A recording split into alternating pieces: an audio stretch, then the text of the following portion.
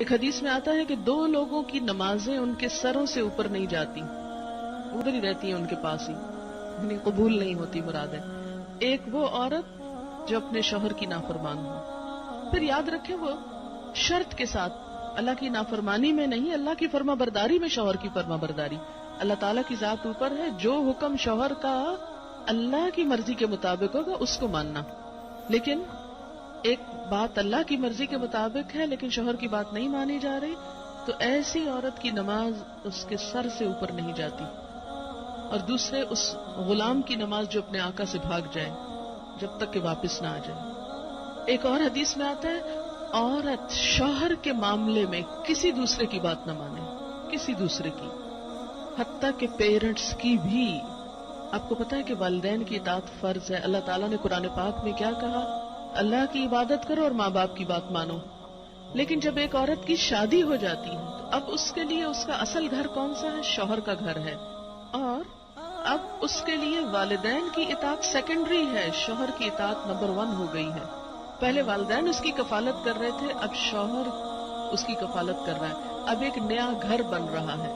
اس کے ڈسپلن میں کیا ہے کہ بیوی شوہر کی بات مانے، نہ کہ میکے کی ڈکٹیشن لیتی رہے روز ٹیلی فون پر، کیونکہ بہت آج کل جتنے کمیونیکیشن کے ذرائع بڑھ گئے اتنے ہی مسائل بڑھ گئے، اور اس کی ایک بنیادی وجہ کیا ہے کہ اچھے مشورے تو کم ہی ملتے ہیں، زیادہ تر ٹیلی فون بھی غیبت پروموٹ کرنے کا ذریعہ بن گئے۔ ایک دفعہ عورت ہو کے آتی ہے میکے سے تو موڈ بدلا ہوا ہوتا ہے۔ تو ایسی صورت میں اصل حکم کیا ہے کہ شوہر زیادہ اہم ہے، اب اس کی بات مانی۔ اور یہ کیوں اتنا سخت ڈسپلن رکھا گیا؟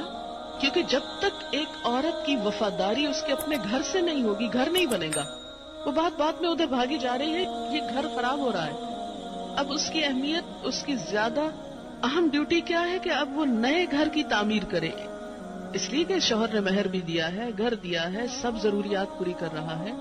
اب آئندہ اللہ تعالیٰ نے ایک نئی نسل لانی ہے، ان کی تربیت ہے، ان کا کام ہے، اتنی ذمہ داریاں آنے والی ہیں۔ اب چھوڑو دھیان پیچھے کا، اب آگے کا سوچو، قدموا لانفسکم۔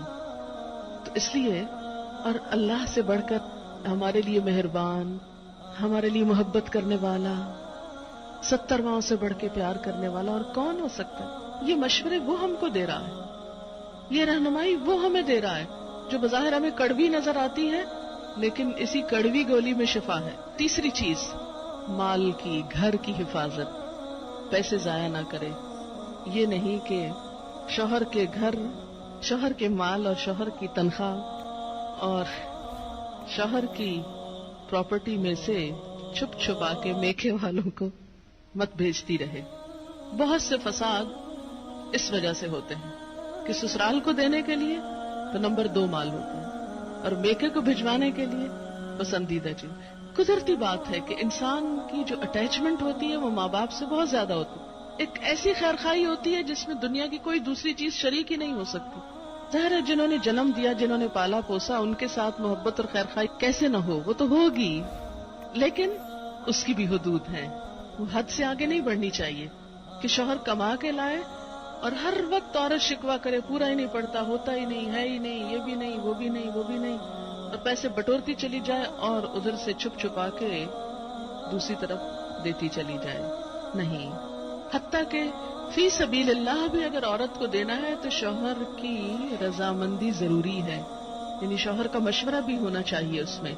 تو کسی عورت کا اپنے شوہر کو حقیر سمجھنا یا اس معنی میں ایکول سمجھنا کہ گھر کی کنگڈم میں وہ اپنے آپ کو بالکل برابری کے اس طرح درجے پر رکھے، وہ للرجال علیہن درجہ کو کنڈیم کرے اور شوہر کی کوئی بات چلنے نہ دے اور کہ ہر بات اور ہر حکم میرا چلے گا، تو یہ نشوز ہوتا ہے۔ نشوز کا مطلب ہے اٹھنا۔ وہ پیچھے جو فالصالحات و قانتات ہے نا، تو قانتات بھی کیا ہے؟ عاجزی، اور نشوز کیا؟ اس کا اپوزٹ۔ تو وہ عورت کا جو رول ہے سبمسو ہونے کا، وہ چھوڑ کر وہ دوسرا رول ادا کرنے لگے، تو اللہ نے جب مرد کو قوام بنایا اور ان کے لیے ایک درجہ رکھا، گھر کی کنگڈم میں انہیں ہیڈ قرار دیا، تو اس کے لیے ضروری تھا کہ ان کے پاس اتھارٹی بھی ہو۔ اور پھر دوسری بڑی بات یہ کہ وَبِمَا أَنفَقُوا مِنْ أَمْوَالِهِمْ، وہ اپنے مال میں سے خرچ کرتے ہیں، تو جو مال خرچ کر رہا ہے اس کا حق ہے کہ پھر گھر اس کی مرضی کے مطابق بھی ہو. اگرچہ عمومی طور پر تو کیا ہوتا ہے، وہ لا کے مال بیوی کو دے دیتا ہے اور وہ جیسے چاہتی ہے خرچ کرتی ہے. اب اس کا یہ مطلب نہیں کہ عورت اپنے شوہر کے مشورے کے بغیر جو چاہے مال کو جس طرح چاہے لٹائے، جو چاہے کرے. نہیں، پھر گھر کی خوشحالی کا انحصار اس بات پر ہے کہ عورت اپنے شوہر سے مشورہ کرے. فالصالحات، بس نیک عورتیں، صالح عورتیں، ان کی سب سے بڑی خوبی کیا ہے؟ ایک نیک عورت کی سب سے بڑی خوبی قانتات، اطاعت گزار ہیں، بات مانتی ہیں. قنوت کا ترجمہ دو چیزیں ہوتی ہیں، ایک عاجزی اور ایک دوام. عاجزی کے ساتھ اطاعت اور مسلسل اطاعت، یہ نہیں کہ جب کوئی مرضی ہو، مقصد ہو، کوئی ضرورت ہو تو خوشامد کر لی اور اس کے بعد تو کون اور میں کون. نہیں، فالصالحات قانتات، نیک عورتیں شوہروں کی تابعدار ہوتی ہیں، اطاعت گزار ہوتی ہیں، فرما بردار ہوتی ہیں. اس کی وضاحت نبی صلی اللہ علیہ وسلم کی ایک حدیث بہت اچھی طرح کرتی ہے. ابن ماجہ کی روایت ہے، آپ صلی اللہ علیہ وسلم نے نیک بیوی کی خوبیاں بیان کرتے ہوئے فرمایا، مومن کے لیے خوف خدا کے بعد سب سے زیادہ مفید اور باعث خیر نعمت نیک بیوی ہے. جب وہ اس سے کسی کام کو کہے تو خوشی سے کر دے، جب وہ اس پر نگاہ ڈالے تو اس کو خوش کر دے. میری بیوی کا حال حلیہ بھی ایسا ہونا چاہیے کہ جو شوہر کو خوش کرے، نہ کہ گھر میں میلی کچیلی اور ساری زیب و زینت بازار کے لیے. اور جب وہ اس کے بھروسے پر قسم کھا بیٹھے تو وہ اس کی قسم پوری کر دے. جب وہ کہیں چلا جائے تو وہ اس کے پیچھے اپنی عزت و آبرو کی حفاظت کرے اور شوہر کے مال اور اسباب کی نگرانی میں شوہر کی خیرخواہ اور وفادار رہے. تو یہ ہیں ایک اچھی بیوی کی خصوصیات جو نبی صلی اللہ علیہ وسلم نے فرمائی، جو اس آیت کی بہترین وضاحت کرتی ہیں. نمبر 1 اطاعت، اور اطاعت میں کیا کہ کوئی کام کہے تو خوشی سے کرے. اور نمبر 2، اگر وہ بیوی کے بھروسے پہ قسم کھا بیٹھے تو اس کی قسم پوری کر دے. اور اس اطاعت میں صرف یہ اطاعت ہی نہیں آتی کہ وہ کہے کھانا لا دو تو لا کے رکھ دے، اور وہ کہے کہ بازار چلو تو ساتھ چل دے.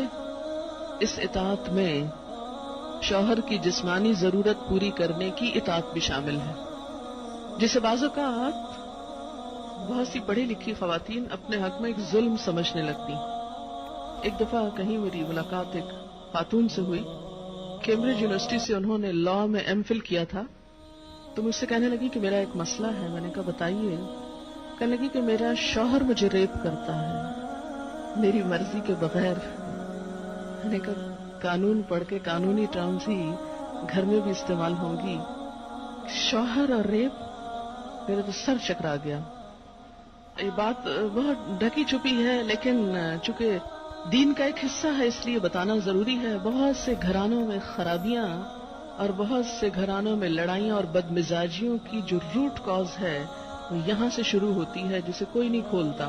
نہ کوئی ماں بتاتی ہے، نہ کوئی استاد بتاتا ہے، نہ کوئی اور اچھا مشورہ دیتا ہے کہ اس معاملے میں اللہ نے شوہر کو حق دیا ہے اور عورت پر لازم کیا ہے کہ وہ شوہر کی اطاعت کرے.